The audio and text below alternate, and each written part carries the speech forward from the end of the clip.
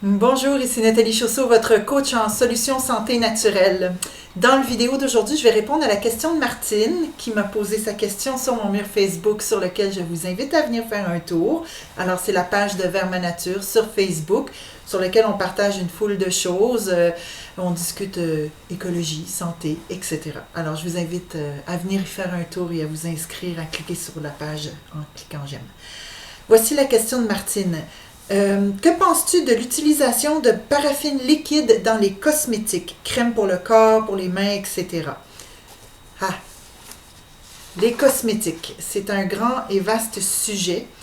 Je veux juste commencer en disant que la paraffine, ça va donner le ton du reste du vidéo. La paraffine, c'est classé sur toutes les listes rouges en cosmétologie, en cosmétique, si vous voulez, maison.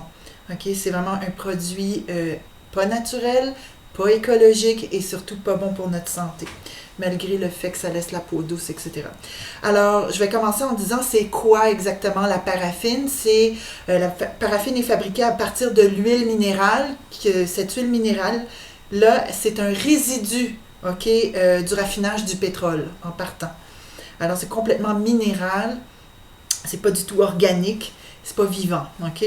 Ensuite, pourquoi est-ce qu'on l'utilise? D'abord, probablement que ces résidus-là, on ne savait pas trop quoi en faire pour commencer et on a découvert une utilisation cosmétique quelconque, mais c'est surtout parce que ça ne coûte rien à produire, en fait, comprenez?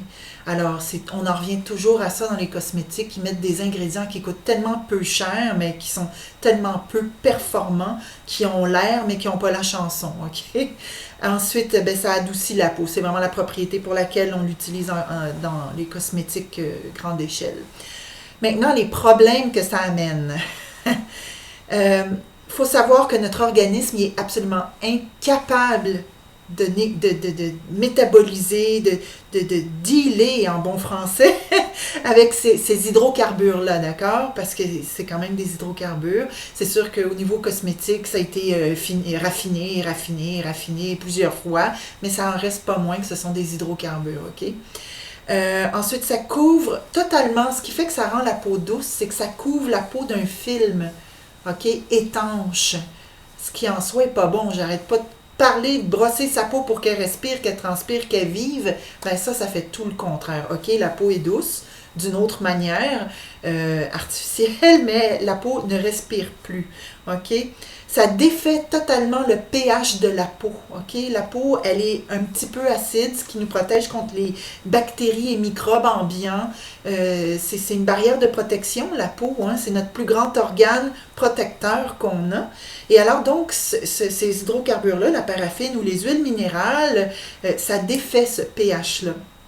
Quand le pH de la peau est défait, qu'est-ce qu'on peut développer? Des eczémas, des dermatoses et aussi des champignons. Des champignons sur la peau. Alors, le pH de la peau est extrêmement important à maintenir équilibré, d'accord? Ça empêche la peau de respirer, ça bouche les pores. Quand on bouche les pores de peau, qu'est-ce qu'on fait? Souvent des points noirs parce que le gras ne peut pas sortir. Ça fait de l'acné, ça fait aussi des boutons, etc. Maintenant, ça a quand même un potentiel cancérigène prouvé, les hydrocarbures, d'accord? Au niveau de la peau, faut savoir que les hydrocarbures, comme sous forme d'huile minérale comme ça, quand on les met sur notre peau, il y a une certaine quantité qui est absorbée dans la peau. Il ne faut pas croire que la peau, c'est étanche. C'est pas vrai. La preuve en est que quand on met des bonnes huiles sur la peau, par exemple de l'huile de rose musquée, au bout de 15 minutes, c'est fabuleux. La peau n'a plus d'huile. Il faut essayez-le. Si vous ne croyez pas, essayez-le. L'huile de rose musquée, au bout de 15 minutes, vous n'avez plus rien sur la peau. La peau, elle n'est pas grasse. Et non seulement elle n'est pas grasse, mais elle est très douce. Et c'est vraiment, ça fait un travail extraordinaire. Donc, là où je voulais en venir au potentiel cancérigène de la paraffine ou de toute autre huile minérale utilisée en cosmétique, c'est que ça s'accumule dans les organes, OK? Et on n'arrive pas à s'en débarrasser. C'est vraiment extrêmement difficile de déloger ces molécules-là dans notre corps. Alors, évidemment, ça va s'accumuler où? Ça va s'accumuler au niveau du foie, de la rate, des ganglions lymphatiques, etc. Ci-dessous, je vais vous laisser un document, un lien vers un document PDF qui a été monté à propos de la paraffine, justement, des cires et des huiles minérales, le danger potentiel que ça nous amène. Vous aurez compris, je ne les recommande pas du tout, les produits qui contiennent de la paraffine, etc. Maintenant, il y a 2 livres que je vous dirais d'aller prendre à la bibliothèque ou de vous les acheter si ça vous intéresse vraiment. C'est 2 sommités qui ont sorti des livres absolument extraordinaires. Ici, Laurence Wigner, c'est Cosmétique mode d'emploi. Elle décortique tous les ingrédients dans nos cosmétiques non bio et elle a fait des listes vertes, oranges et rouges. C'est vraiment fabuleux. C'est pour décoder ce qu'on se met sur la peau, c'est assez extraordinaire. Et l'autre, évidemment, c'est une grande sommité, Rita Steins, qui a fait un guide sur la vérité sur les cosmétiques. Je conclurai avec cette petite phrase que j'ai dit pendant des années dans mes cours de cosmétologie maison, des petits produits à faire maison. C'est, en principe, à 98%, vous ne devriez rien vous mettre sur la peau que vous ne seriez pas capable d'ingérer. Ça vient de résumer la chose.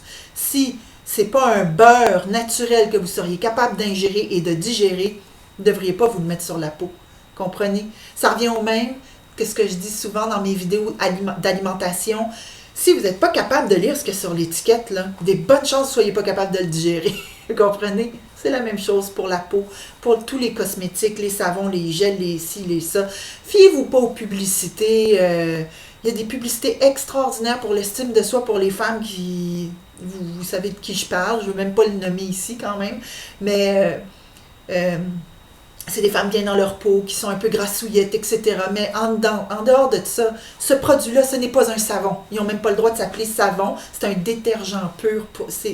C'est pas bon pour notre peau. Comprenez?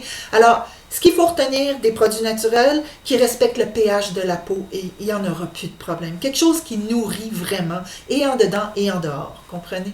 Alors, Martine, j'espère vous avoir répondu un petit peu... je pense que j'ai fait le tour et je pense que vous avez compris ce que je voulais dire. Alors, je vous invite à venir faire un tour sur mon site internet vermenature.com, VERT comme la couleur verte. Tourlou, à bientôt.